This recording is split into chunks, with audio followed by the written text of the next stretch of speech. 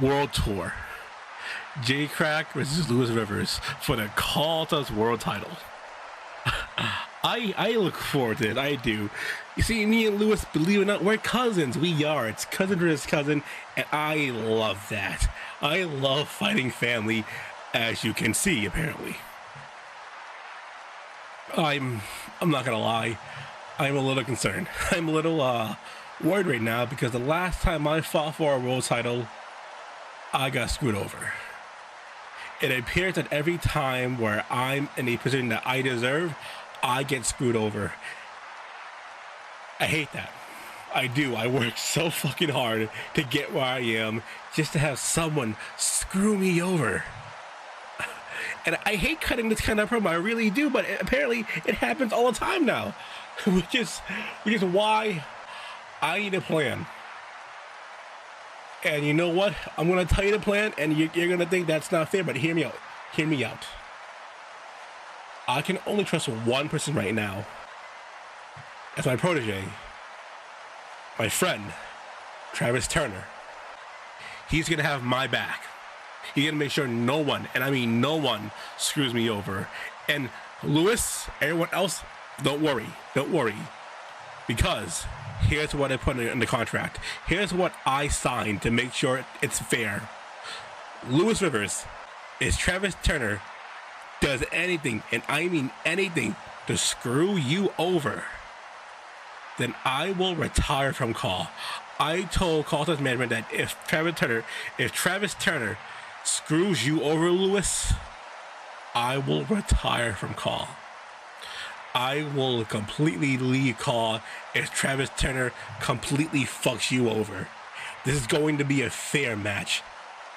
I'm going to push you to your limit, and you're going to push me to my limit.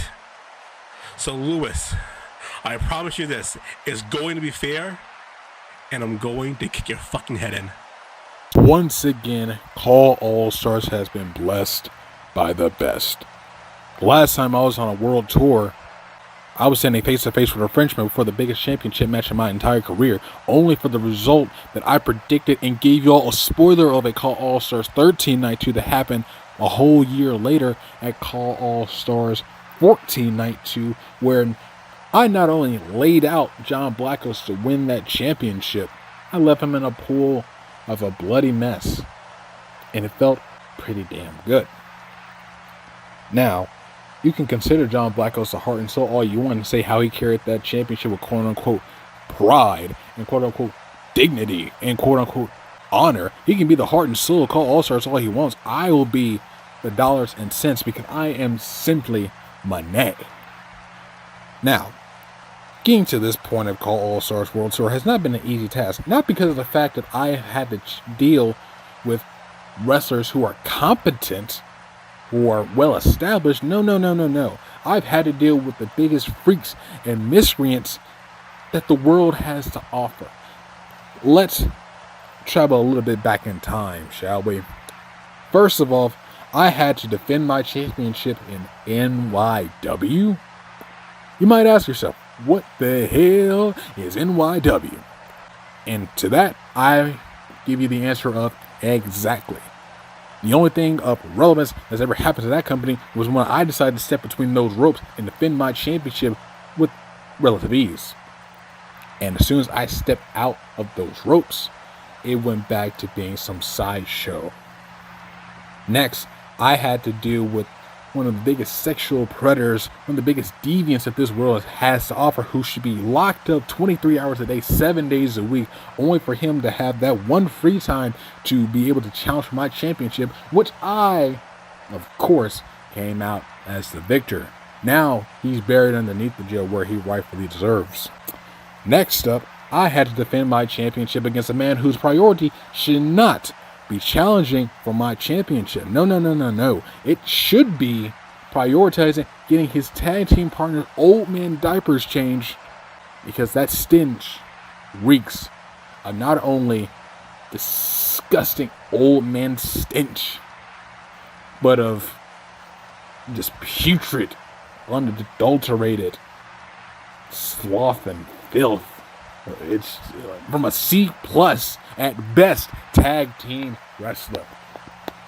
Then let's travel a little bit forward to AWF Superstar Mayhem, where I had to go back to the past to make sure that my future was brighter than ever when I, for the umpteenth time, defeated Walter Scott in the middle of the ring. And hell, this time I didn't even have to use a vertical chop block. So what does that tell you? Now, we get to tonight. I don't respect anybody in the back whatsoever. I don't respect any of you. I don't respect the fact that you decided to spend your hard-earned dollar to come and boo and disrespect me, where I should be considered a role model for all of your little snot-nosed brats and future McDonald's employee workers. I should be reveled in the fact of being that poster on your kid's wall say, Mama, Daddy, instead of being such trash like you, I want to be just like the face of First Class, the king of cash, God's greatest gift of professional wrestling today, Lewis Rivers. But that's not the case. You all decide to cling on to people that you can relate to, such as J. Krack. Now, do I respect the hustle that J. Krack has established for himself within the Call All Stars community? Do I respect the fact that he carries the Anderson name with pride and honor? Last time I checked, being an Anderson didn't mean a damn thing because of the fact they've always played second fiddle, which I guess that proves that Jay does a pretty good damn job of it because he's always played second fiddle to AJ Young for his entire career. So, I guess he's accomplishing something. But I don't respect the fact that Jay has decided that he wants to take aim at the king of Call.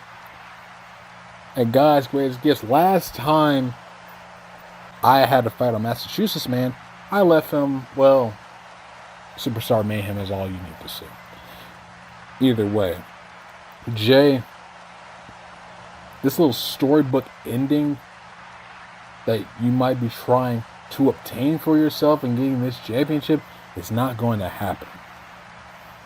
I respect the fact that you will just be a statistic at the end of the night. I respect the fact that you'll just be the 5th championship defense I will successfully have at World Tour. And I respect the fact that you can go back and enjoy your suspension from the AWF, never to be in my presence again. I can definitely respect that. But I will give you this. You are willing to do whatever it takes to be champion. I can relate.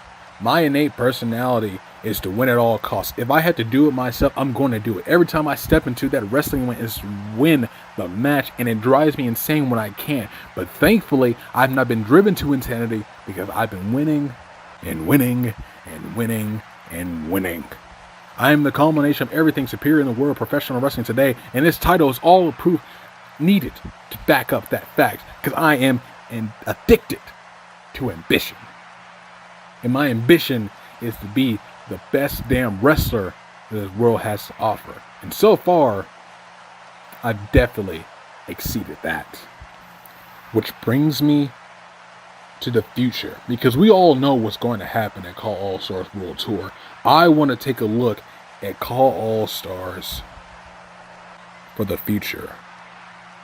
And that includes you, TJ Nicholson. You have been a thorn in my side for quite a while now. And the fact that you are the Call All Stars Rumble winner means that we will have to cross fate once again for the 3rd time. I beat you back at AWF. You beat me in the AWF. Granted, we beat each other in umbrella situations, in the umbrella of Call All Stars. But now it's the big time, TJ. You need to realize that there's no light that shines brighter than the face of First Class. The spotlight is rightfully mine, and that decision that you decide to make on when you want to cash in on this opportunity, trust me, TJ, I will be waiting. And trust and believe, TJ, I don't forget. I sure as hell don't forgive. And you still have a debt that needs to be collected. So, I want you to watch very closely what I do to Jay. Because for you, TJ, expect a lot more.